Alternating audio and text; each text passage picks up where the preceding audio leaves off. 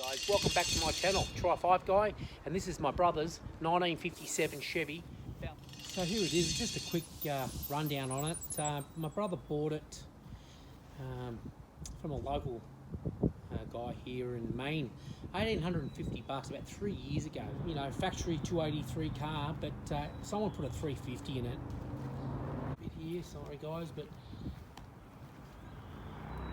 it's a cool car. $1,800. Can't really go wrong, can you?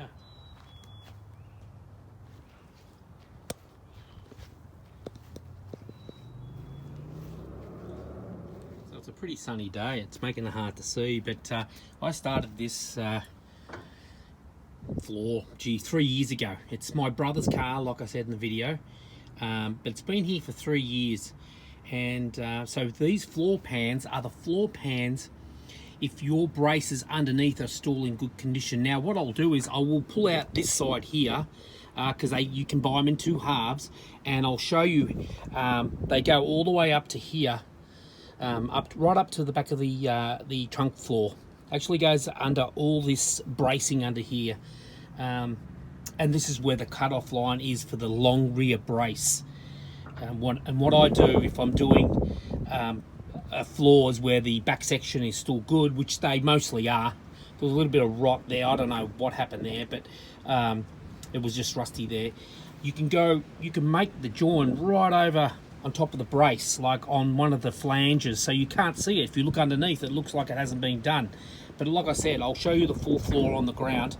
That one there, it's already tack welded in the spot. So let me get back over the other side and show you that condition. So, you know, if you've got good braces, good floor braces, and you don't want to take the body off the frame, sure, you can you know, try to get it in, but you have to take the motor, the front, clip off the whole lot. This way it comes with two full floors or two halves.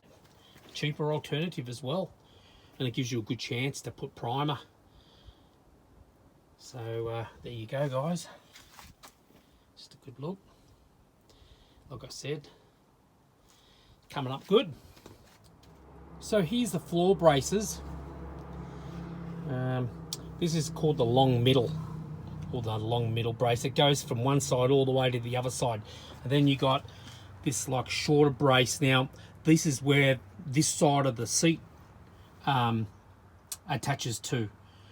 So, and there's the front brace. So you got a front seat brace. It's a floor brace, but it also holds a seat.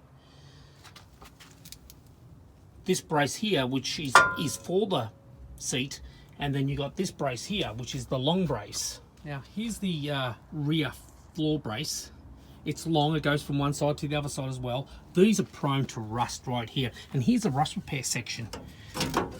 I'm just sitting in here, I've just taken it out. They usually rust pretty bad, and here it is here. And they've been designed to fit into here, and they weld to the inner rocker. Now the inner rocker is not in at the moment.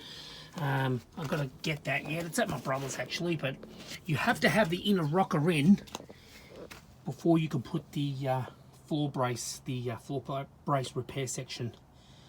So that's what it looks like. They're in great condition. There's no rust. I've already obviously done that side already. The complete half of the driver's side half pan there. Like I said, it doesn't come with braces. It doesn't come with the inner rocker. And you can see where we cut it off here. We cut off this section because that is just a nightmare to put in with the rear. Oh, I'll get out of my shadow there.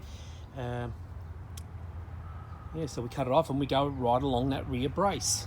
You won't be able to see it. And what I do is I always prime the underneath of it, ready to go. Just makes life a lot easier for most of it. And you can go back once it's all welded in, and you're going to burn through. Go back, clean it up, and you can touch it. What I do is when I do the red oxide, because these things were red oxide underneath from factory, is I always dust a little bit of clear sealer on them red oxide primer, because red oxide primer is porous. The toe boards are in good condition, which these are. They're actually quite good. You know, it's a bit punky there, but it's not through. It's not bad at all. We're going to treat that. It's been sitting out for a while. We never got any primer on it. I usually cut the flange back. Now you can see those welds there. That was my old MIG welder. It's long gone since then. So what I do is I kind of like leave 1/2 inch of the flange on and just weld up to it, so you don't have to you know, cut away the flange from the inside. But especially if it's in the car, you can't get the car up in the air as long as it's in good condition. I have done them where I take off the flange because the toe board's no good, but you know, if you don't want to do that, that's another option. I've done a few of these, so they're not too hard. So over here you can see where that long rear brace is.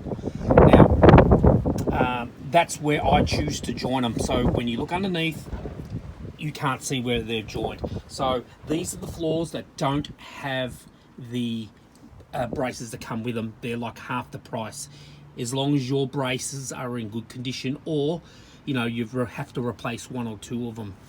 So this one here is already just tacked in, just got a few tacks in here, but it's all on. And this is that section I cut off when replacing the full floor. And this is the reason why I don't put the whole section in, is because well, the first thing is usually this section here is pretty good where you sit on, you know, in the back seat, and number 2 is you have to remove all this, or the rear seat back bracing, because this slips under that. So just bear in mind, if your rear section of the floor is in good condition, just zap it off right where I... Hey, thanks for watching, guys. So on the next video I should have that floor pan welded in, the inner rocker, and the brace repair section that I showed you. Let's see if this beast will start.